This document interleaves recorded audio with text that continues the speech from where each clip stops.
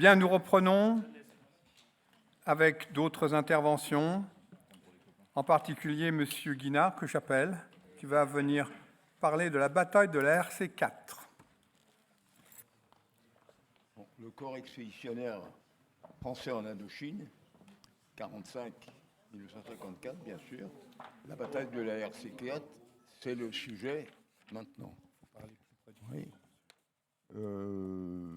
En vitesse, hein, la tenue du soldat qui est là, le casque est américain, la veste aussi, la MAT 49, tout le monde connaît, une excellente arme qui tombe dans l'eau, on la nettoie et elle remarche aussitôt.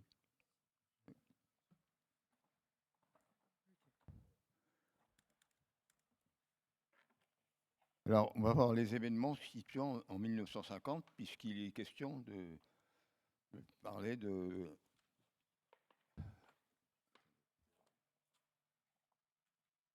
Voilà. Allez-y, on va aller jusqu'en bas tout de suite. Le Viet Minh reconnaît la République populaire. Le Pékin en fait autant.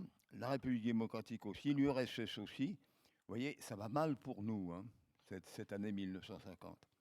Il y a les accords avec la Chine et le Vietnam pour une aide matérielle complétée par l'URSS et la Tchécoslovaquie. Début de la guerre de Corée, le bataillon de Corée, on ne savait plus quoi en faire à la fin de la guerre de Corée. Il a fait un petit passage en Indochine. Ça s'est pas très bien passé pour lui. Évacuation de Cao Bang, l'opération Phoc, qui nous intéresse. Le 3e bataillon colonial de parachutistes saute sur Dong Quai. Alors, le Viet Minh attaque Dong Quai, plusieurs millions d'hommes de la division 308 se lancent à l'assaut du poste et l'occupent. Parmi ces hommes du poste, d'ailleurs, un détail, mais qu'on peut signaler, il y avait une femme, Paul de Jravel. C'était la médecin dentiste que nous n'avons jamais revue.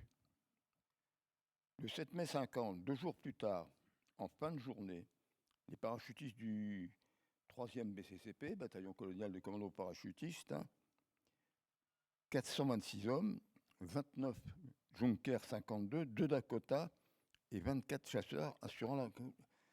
Une petite parenthèse, Ju 52, il nous est arrivé quelque chose. Ça, c'était en 1947. Ils nous ont abattu un avion de parachutistes. Mais il y a 4 parachutistes qui ont réussi à sortir de l'avion avant qu'il ne s'écrase. L'aventure n'était pas finie. L'un des parachutistes était le tireur au fusil mitrailleur. Mais son arme était en gaine dans l'avion qui venait de s'écraser. Il était donc sans arme au sol. De justesse, il a été blessé par arme blanche par le Viet Minh.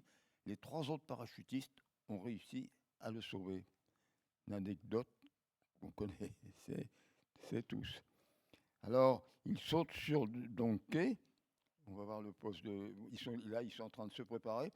L'équipement est de l'époque, si vous voulez. Voilà la zone de saut. En arrière-plan, une végétation qui nous coûtera cher de nuit après les événements qui vont suivre. Ils sautent sur Dong Quai, donc à limite 180 mètres, ils ont sauté. Et il y a eu 52 parachutes de percés troués par balle. Mais cependant, après des combats acharnés, ils réoccupent le poste. Le colonel Dong Vang Viet, commandant le Tuc Doan 174, il reconnaîtra ne pas avoir prévu l'actualité d'une contre-attaque par parachutiste. Le succès de l'opération est complet. Il y a 300 tués côté Viet Minh, 2 tués chez nous, 2 blessés, 7 accidentés dans le saut. Donc une opération réussie. On est au 2 septembre maintenant. Léon Pignon et le général Carpentier décident d'évacuer Cao Bang et Dong Quai. Cette évacuation avait été décidée déjà en 1949, époque de la jonction Chine communiste et Viet Minh. Mais le général Carpentier, lui, il avait donné contre-ordre. Il y avait 3 possibilités. vous les montrer sur cette carte.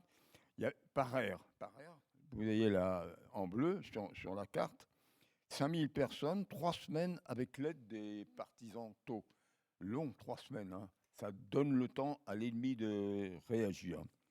Par la RC3 en vert, là, hein, si on pouvait avoir ça, oui, en vert, hein, voilà, la carte n'est pas finie de renseigner. Seulement, si vous voulez, la végétation est un peu spéciale à cet endroit-là. Elle monte très haut et se referme, rendant peut-être un peu aléatoire l'intervention de l'aviation. Mais elle avait un avantage. C'était elle qui était la plus éloignée de la frontière chinoise. Et elle pouvait bénéficier, on larguait des parachutistes à Bacan, et à partir de Taïyuyen, on faisait monter une autre colonne de secours. Pour des raisons difficilement compréhensibles, c'est celle qui est la plus à droite sur votre carte, là, hein, en rouge, qui va être choisie. Celle qui est la plus près de la frontière chinoise. Giap a compris ça tout de suite. Ils étaient sur place. Les femmes venaient les ravitailler la nuit. Ils n'ont pas bougé pendant plusieurs jours avant de nous attaquer. Erreur fondamentale. La réussite de cette solution-là supposait 2 préalables. La reprise de Donkey, ils viennent de nous le prendre, hein, pour ouvrir la route, et surtout un solide appui aérien. Vous savez, il a été dit que la bataille de Dien Bien Phu avait été battue à Dien Bien Phu à cause de l'aviation. Le colonel à qui on a posé cette question maintenant, il y a quelques jours, il est d'accord.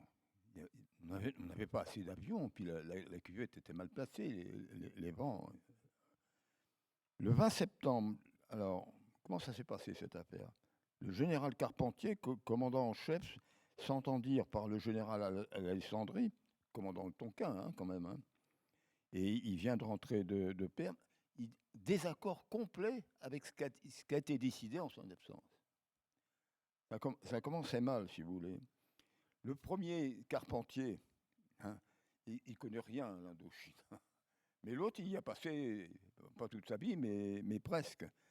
Malheureusement, c'est entre ces deux hommes que pendant ce mois va se jouer, hein, le sort du Tonkin, et puis spécialement les postes frontières de Kaobank et de Donké. Le 29 septembre, c'est l'opération Phoque. On va revoir la carte pour occuper Taïyuyen. Lors d'évacuation de Langson, signée du colonel Constant et parachuté par Morane, mais seulement, oui, d'accord. Il ne tient pas compte du fait que Donkey est aux mains du Viet Minh depuis le 18 septembre. 30 septembre, il y a l'opération terrestre qui vise, alors, après occupation de Donkey, fournir une aide à la colonne venant de Kaobank, l'un vers l'autre, hein. Seulement elle va être inutile, car 4 bataillons commandés par le colonel Lepage, hein, celui qui vient au devant, celui qui vient au nord, hein, va devoir affronter 30 bataillons Viet Minh. Ils avaient rameuté tout le monde à la frontière, appuyés par 10 ou 20 canons qu'ils n'avaient pas avant, et qu'ils avaient maintenant.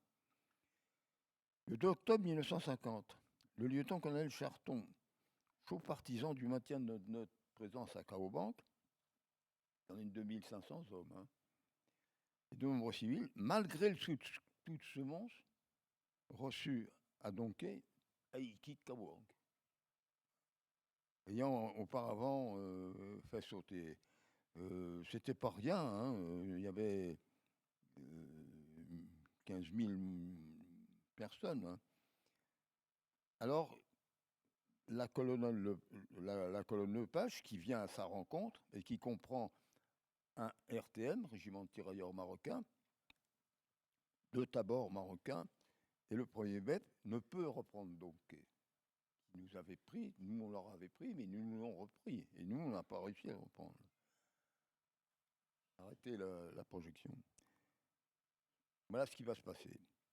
Sortant de partout, des milliers de Viettes se jettent à l'assaut des troupes françaises. Écrasés sous le nombre, légionnaires et Marocains résistent tant qu'ils peuvent à la marée humaine qui les submerge. Partout, aux pistolets mitrailleurs, aux poignards, dans la nuit qui est tombée, les hommes se battent tels des démons. La colonne Charton subit le même sort. L'artillerie Viet Minh, qui pour la première fois, je vous l'ai dit, met en ligne un tel nombre de pièces, ravage ses rangs, pendant que des mortiers lourds matraquent les cols, par où pourraient s'échapper les survivants. Les postes de Nakam et de Bokpoang, qui les tenaient, sont tombés. Le 3e BCCP, largué en renfort le 8 octobre 50, pour essayer de reprendre Tapke, se fait clouer sur place par un tir infernal d'armes.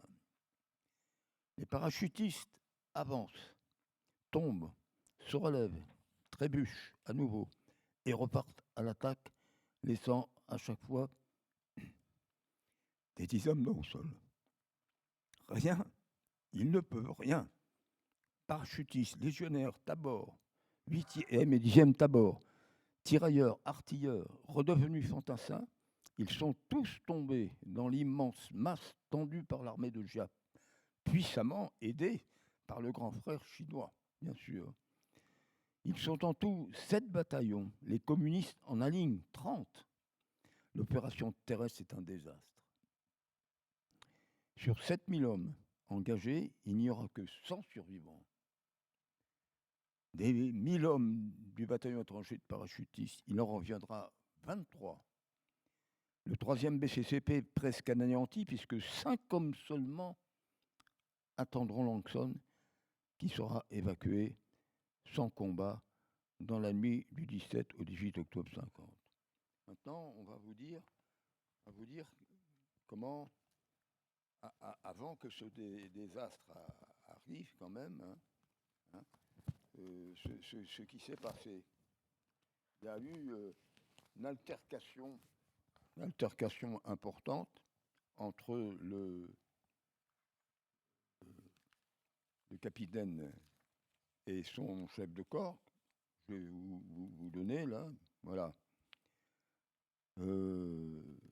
L'accrochage commence là.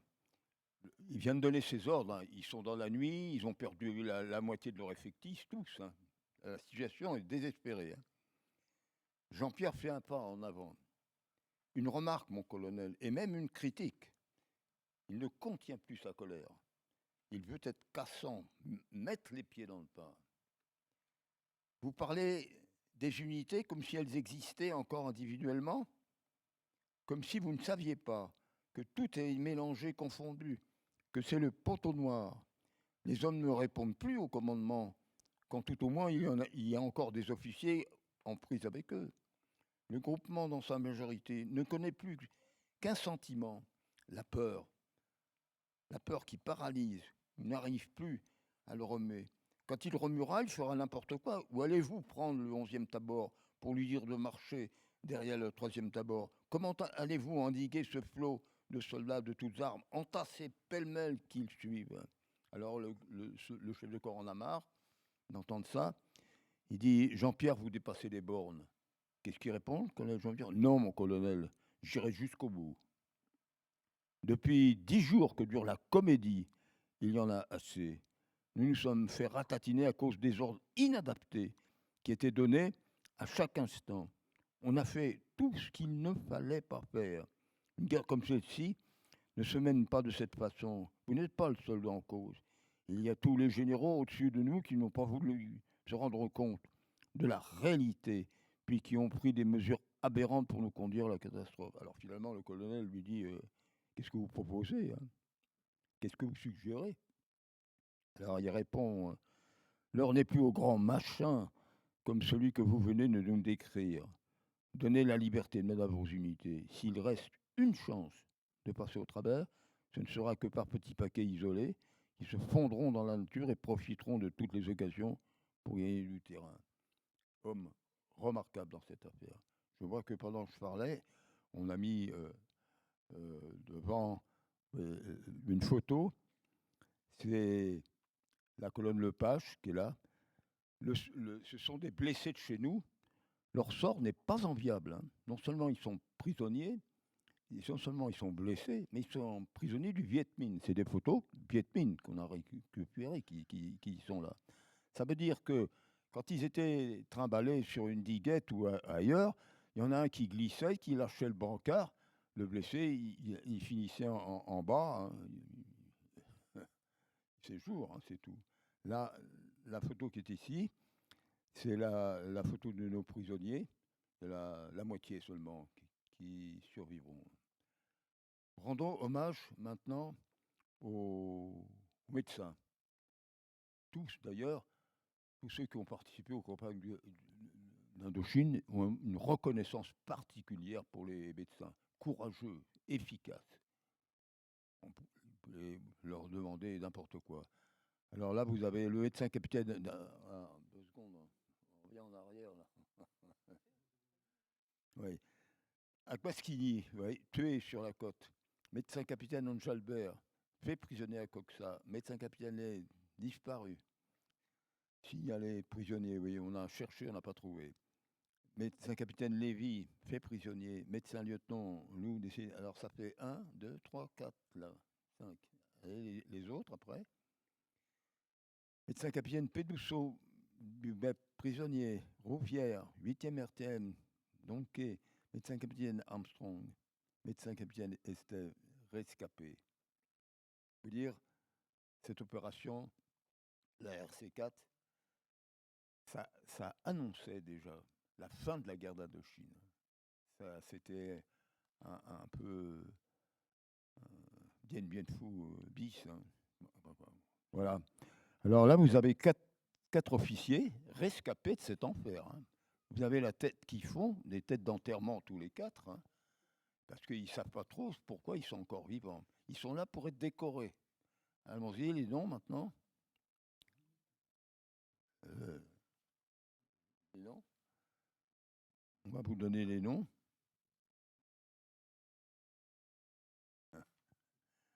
Voilà. Voilà. Et puis Boubou, le capitaine Jean-Pierre, qui est vraiment, n'ayons pas peur des mots, le héros de cette affaire, vous savez. On a eu beaucoup de peine de le voir finir ses jours pendant la guerre d'Algérie. Je vous remercie de votre attention.